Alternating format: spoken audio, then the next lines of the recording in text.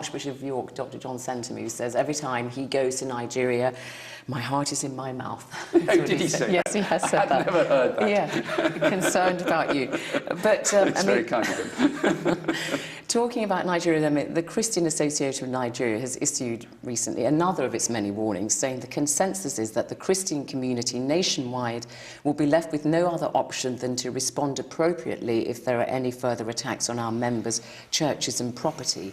The question is this: do you really think that these two communities, the Christians and the Muslims, can live together in peace in countries like Nigeria when you hear the Christian Association of the country issuing a warning like that? The hardest saying that we have from Jesus, and one of the most revolutionary sayings, is love your enemies. And it's very easy for me, sitting here in great comfort and security, to say, well, you need to love your enemies, to people who are in situations of conflict and war. But I have been in those situations. Loving your enemies is a command of Christ. It's not an option. He doesn't say if it's possible. All over Nigeria, but particularly in the southwest of Nigeria, there are significant areas where Christians and Muslims live together very, very contentedly and very happily within families, within towns, within all kinds of communities. In the northeast of Nigeria, there is a very significant insurgency. Again, as I said earlier, it rests on three stones. You have 85% youth unemployment. You have big ethnic differences. The fighting in northeast Nigeria has actually killed more Muslims than Christians. But let me be clear, Christians are being persecuted. And we need to be very robust about that, but we need to find good disagreement, not bad disagreement.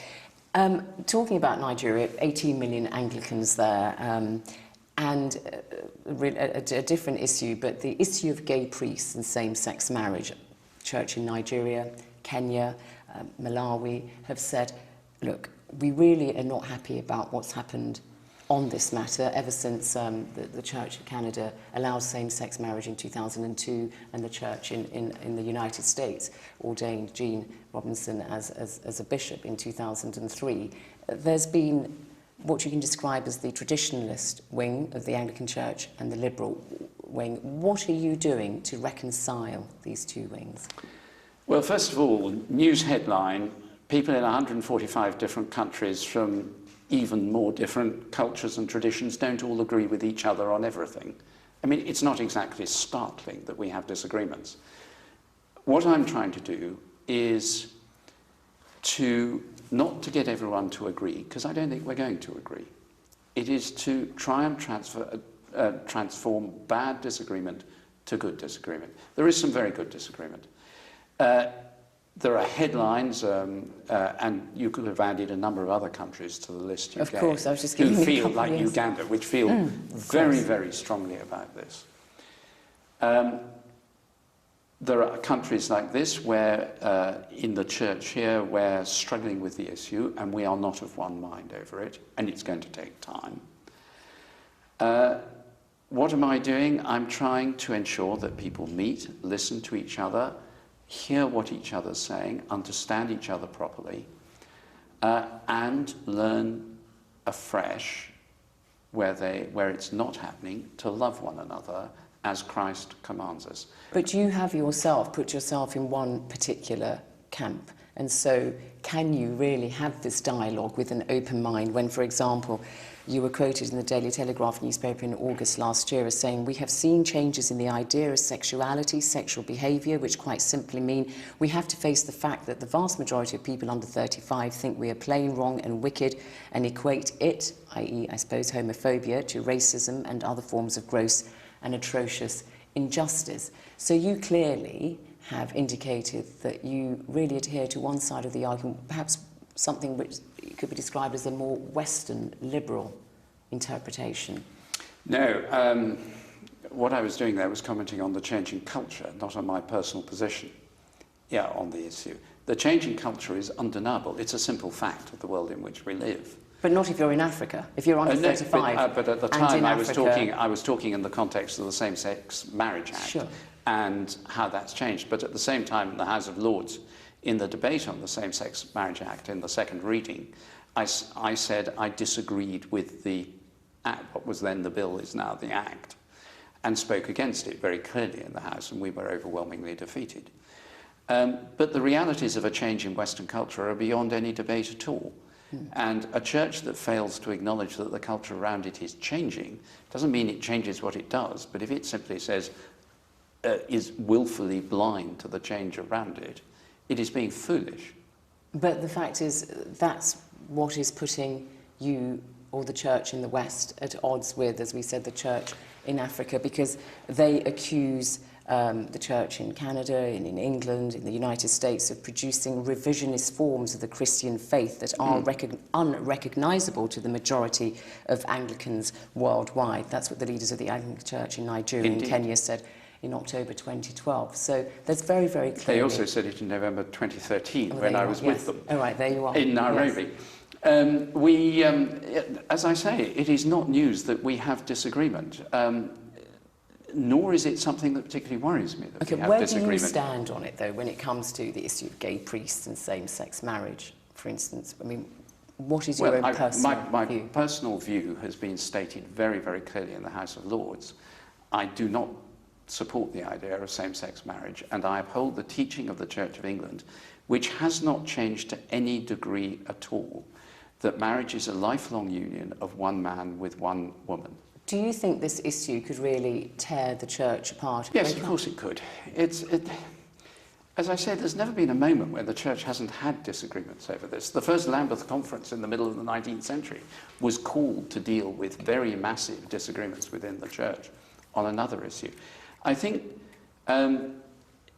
where there's differences, at the moment, as I say, the Church of England's view on same-sex marriage is very, very clear, and my own view on that is very, very clear. In this country, we also need to be very, very clear about our profound opposition to homophobic behaviour. And we are working on, and if I'm really honest, struggling with, the issue of how we recognise the love that exists between people who have a same-sex orientation and who are committed to each other, and how that is recognised. Now, the Anglican Communion has set clear rules about that, and it's a disagreement within the communion that will continue for some time. My own view on same-sex marriage is one thing. My own view on same-sex unions is I recognise, and again I've said in public, the immense quality and profound love and commitment of many same-sex unions. I don't think that marriage is the appropriate way forward. So civil partnerships for gay priests, for instance, is fine. The ban. Civil partnerships are permitted by the Church of England for same-sex couples, both priests, both laity and ordained. But the priests have to remain celibate? That is the rule of the Church of England. Which is going to be pretty difficult to enforce, but anyway. There are plenty of difficult rules to enforce. Looking at women bishops, this was a divisive issue, but it's now really, you're kind of fast-tracking the issue of women bishops. When might we see the first ones? Well, I know there are already 27 worldwide, but here yeah, there are in the plenty Church of problems. We're by no means the first in the Anglican Communion. We're well down the track. Yes. July this year? No. There are 2 further steps in the General Synod under the process we have with Parliament. 2 further synods that we have to have, one in February, one in July of 2014. If the measure passes, you say, well, there's an agreement. It's a very complicated thing, and people feel very deeply about it. If the measure passes, then the opportunity, by the time it's gone through Parliament, which it then has to do, and all the rest, I would have thought the chance would be sometime in 2015, early 2015. It might be a bit earlier, but as you know, I'm strongly committed to it. You have also, since you've been Archbishop of Canterbury nearly a year now, been very outspoken on the issue of inequality and poverty. Are you not worried, though, about making the church too political? It seems like you're almost going into the realm of policy, political policy. It's a bit of an old chestnut, that one, really, isn't it? Back in the mid-1990s, when we published Faith in the City, someone accused Robert Runcie, my predecessor, of being a Marxist. I mean, someone's recently accused the Pope of being a Marxist. Seems rather unlikely. The Of course you have to talk about policy, but we're political but not party political. I don't adhere to... Do you think you're not party political? I mean, for instance, you were very outspoken on rising energy bills almost at the same time that the opposition Labour Party was as well. And the government has been as well. We reflect, we have more people on the ground in more places, leading worshipping communities, than anyone else in the country.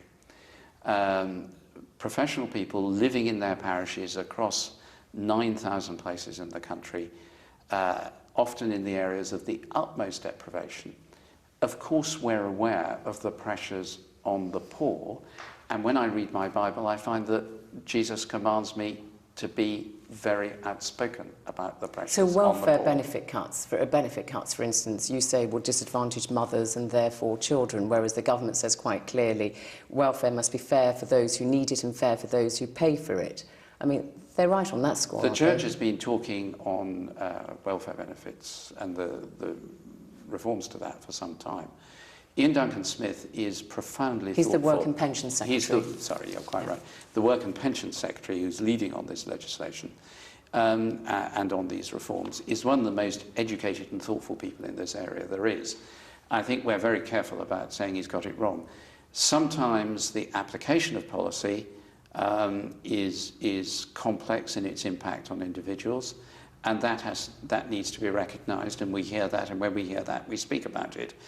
I'm very careful about saying the reforms are wrong. Of course, they've got to be right for those who contribute and right for those who receive. Well, now the Bank of England is actually applauding the reforms as encouraging people to go back to work once the cap was on, and that's a good thing. That's a very good thing. Right, the incentives to work are hugely important. Training for work is hugely important. And very quickly, because you have been on the Parliamentary Commission on Banking Standards, a lot of debate here about bankers' bonuses and so on. Currently, RBS, a taxpayer-backed bank, and the government has still not said whether it will prevent bonuses being given out in the form of shares. Do you think they should be? Remuneration, the Banking Standards Commission was very clear. Remuneration has been an issue in the scandals we've had. It has to be kept at reasonable, measurable and objectively well thought through levels. And that's what we said, and that's what I hold to. And you're going to carry on speaking out like this, are you? Archbishop Justin Welby, thank you very much indeed for coming on HARDtalk. Thank you very much indeed.